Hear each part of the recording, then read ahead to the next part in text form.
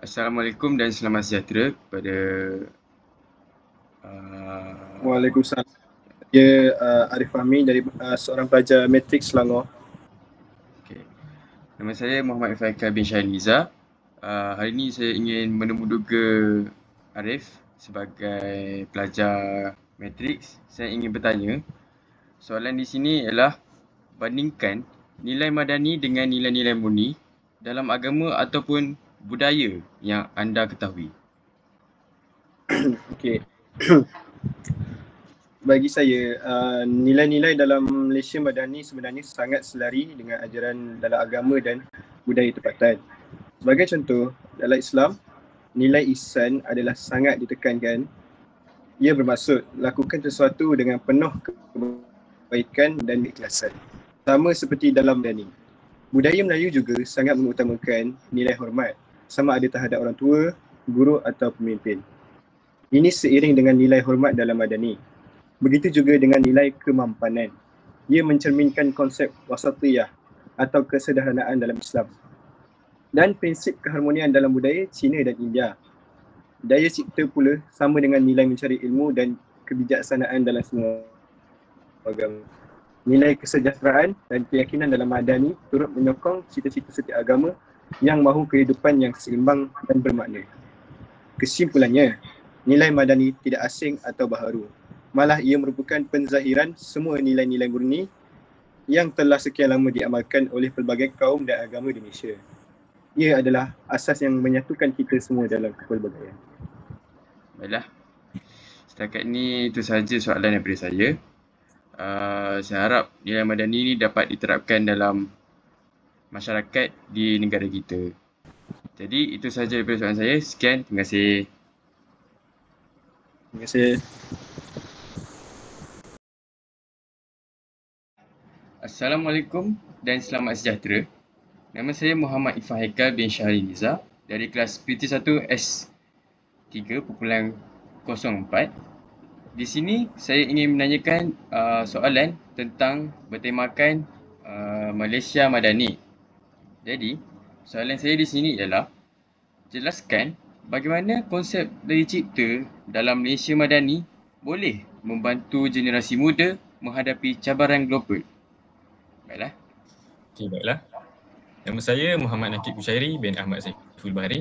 Saya merupakan alumni KMP Pergijan 25.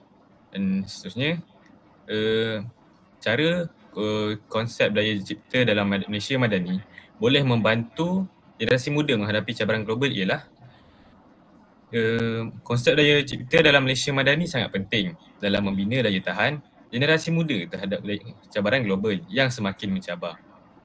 Seterusnya, daya cipta merujuk kepada keupayaan untuk berfikir secara kreatif dan inovatif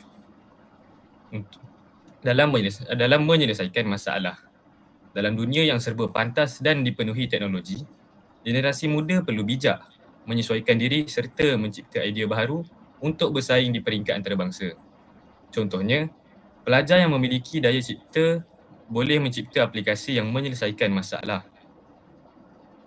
harian atau membangunkan produk mesra alam yang membantu memelihara alam sekitar. Selain itu, daya cipta juga mendorong sikap ingin tahu, keberanian mencuba dan kemahiran menyelesaikan masalah secara kritis. Dengan nilai ini, golongan muda tidak akan mudah berputus asa dan akan sentiasa mencari solusi yang inovatif terhadap isu-isu seperti perubahan iklim, kemiskinan atau keciciran pendidikan.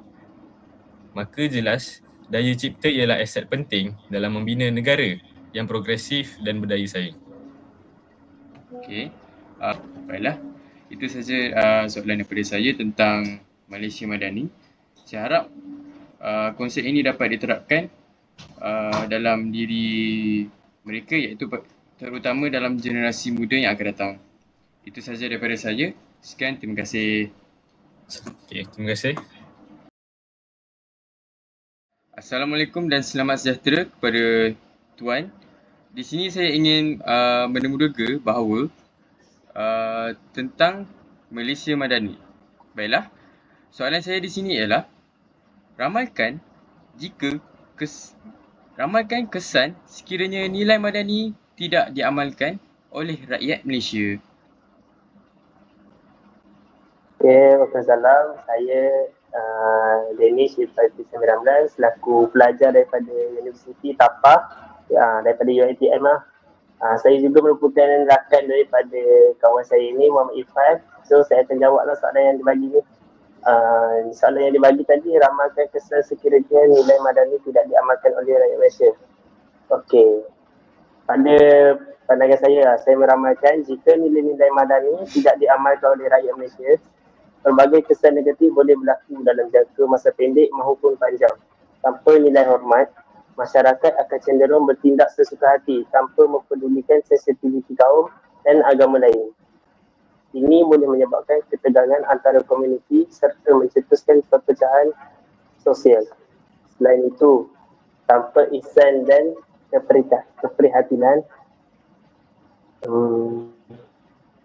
golongan lemah seperti orang miskin, warga emas dan OKU mungkin terpinggir dan ini bertentangan dengan semangat kesejahteraan yang diimpikan. Ketiadaan nilai daya cipta pula boleh menjadikan masyarakat pasif, tidak berinovasi dan ketinggalan dalam persaingan global. Tambahan pula, jika rakyat tidak mengamalkan nilai kemampanan, maka alam sekitar akan terancam akibat eksploitasi berlebihan. Dalam jangka masa panjang pula, negara akan menghadapi masalah integriti, kerutuhan moral dan kelemahan daya saing. Justru pengalaman nilai madani bukanlah pilihan, tetapi satu keperluan asas untuk menjamin masa depan negara yang sejahtera dan berdaya maju. Baiklah, itu saja soalan daripada saya. Saya harap pendapat kamu itu dapat dipandang oleh masyarakat kita maupun di zaman moden sekarang ataupun untuk generasi-generasi yang akan datang. Baiklah, sekian. Terima kasih. Assalamualaikum dan selamat sejahtera kepada Tuan. Nama saya Muhammad Irfan Haikal bin Syahril Niza dari kelas PT1 S3.04. Di sini, saya ingin menemuduga Tuan dengan soalan saya ialah, sekiranya anda adalah seorang pemimpin pelajar, bagaimana anda boleh menerapkan nilai madani dalam kalangan rakan-rakan di sekolah? Assalamualaikum dan selamat sejahtera. Nama saya Muhammad Rifdi bin Sahari. Saya merupakan alumni bagi Kolej Matrikulasi Perlis. Dan saya juga merupakan rakan bagi saudara Irfan. Jawapan saya bagi pertanyaan saudara ialah, jika saya merupakan seorang pemimpin pelajar, saya akan berusaha menjadi contoh yang terbaik kepada rakan-rakan dengan mengamalkan nilai-nilai madani dalam setiap tindakan saya. Pertama sekali, saya akan memamerkan sikap hormat terhadap guru dan rakan tanpa mengira latar belakang mereka. Saya juga akan mengajukan program kesedaran seperti ceramah atau kempen nilai murni di mana rakan-rakan boleh memahami kepentingan nilai seperti keadilan, ihsan dan daya cipta. Di samping itu, saya boleh mengetuai aktiviti gotong royong atau kebajikan seperti membantu rakan yang memerlukan bagi menyemai nilai kesejahteraan dan kemampanan. Dalam mesyuarat pelajar pula, saya akan mengamalkan prinsip mendengar pandangan semua pihak secara adil yang mencerminkan nilai keyakinan dan keterbukaan. Dengan cara ini, nilai-nilai madani dapat dihayati bukan hanya secara teori tapi melalui amalan yang konsisten dalam kehidupan seharian di sekolah. Baiklah, terima kasih. Assalamualaikum dan selamat sejahtera kepada Cik. Nama saya Muhammad Irfan Haikal bin Syahril Niza dari kelas PT1 S3.04. Di sini, saya ingin menanyakan soalan bertemakan Malaysia Madani, iaitu soalan saya ialah, mengapakah nilai-nilai madani seperti ihsan dan hormat penting dalam masyarakat berbilang kaum di Malaysia? Waalaikumsalam. Nama saya Muhammad Ahmad Syami bin Amran, merupakan seorang pelajar tingkatan 6 di SMK Kuala Kerai, Kelantan. Nilai-nilai madani seperti ihsan dan hormat amat penting dalam masyarakat berbilang kaum seperti di Malaysia kerana ia menjadi asas kepada keharmonian dan perpaduan. Ihsan membawa maksud berbuat baik kepada orang lain tanpa mengira kaum, agama dan status sosial. Hormat pula bermaksud menghargai dan menghormati pandangan, budaya serta kepercayaan orang lain. Dalam konteks masyarakat majmuk, kedua-dua nilai ini membantu membentuk sikap toleransi, saling memahami dan mengelakkan perselisihan. Apabila rakyat Malaysia mengamalkan sikap ihsan dan hormat dalam kehidupan seharian seperti semasa belajar atau berinteraksi, maka suasana aman dan bersatu dapat dicapai.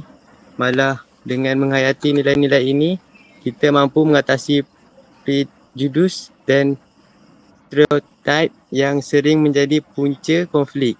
Justru, nilai ihsan dan hormat bukan sekadar nilai peribadi, tetapi juga merupakan kunci penting kepada kemakmuran negara secara keseluruhannya. Sekian, terima kasih daripada saya. Terima kasih.